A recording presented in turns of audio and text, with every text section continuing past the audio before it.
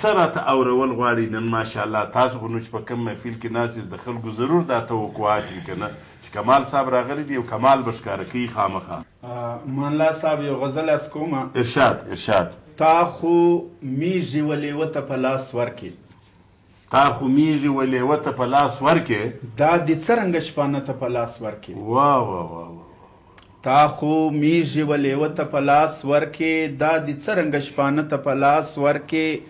په دې ټول وطن کې بل در پیدا نسو. په دې ټول وطن کې بل در پیدا نسو چې په زیاته دی بیا د ته په لاس ورکې. نه پوهېږې ټول دانش دې را معلوم سو. نه پوهېږې ټول دانش دې را معلوم سو، د واک واګې دې کاڼه ته په لاس ورکې. خدای خبر چې پر دشمن بسې برلاسی.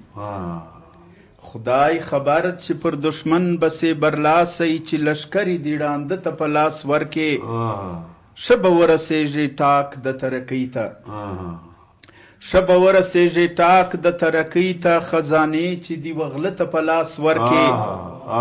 تر دې نوره ناهیلي ځان ته څو غواړې.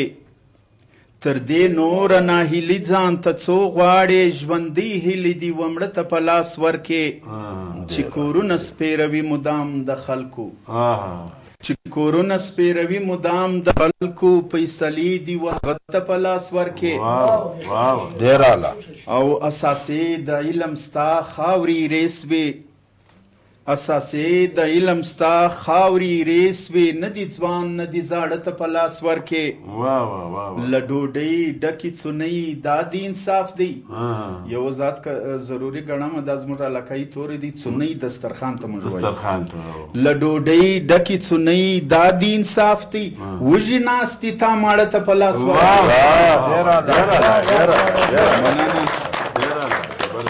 له ډوډۍ ډکې څونۍ دا د انصاف دی.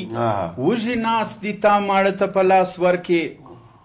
او د بدۍ د مبارک سه خیر غواړه. د بدۍ د مبارک سه خیر غواړه. د چا کونډې دي تر بره ته په لاس ورکې.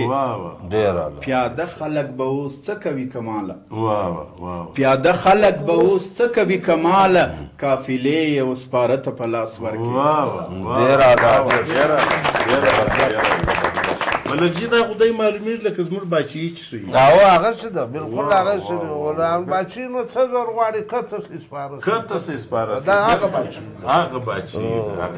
دغه سړی نن بالکل خاموشه ناست دی. ته غږ نه ورته کوې. نو دی د ډنمارک چورتو اخیستی دی. اوس هغه اوس لا منصوبه بندي جوړوي چې څرنګه به ځم څرنګه به نه ځم. هلته بیا په ژبه نه په ژبه اول خو په ژبه نه ورسره پوهېږي. ښه نو ملکجي ته ورځو خو دا وخته دلته ماته اشاره وسوی بریک هم ضروري دی که نه. کله کله په ژوند کې سړی بریک هم وایي. کنې پړ مخې به پروت وي غاښونه به ګرده ویلي. نو ملګرو راځئ اخلو بریک.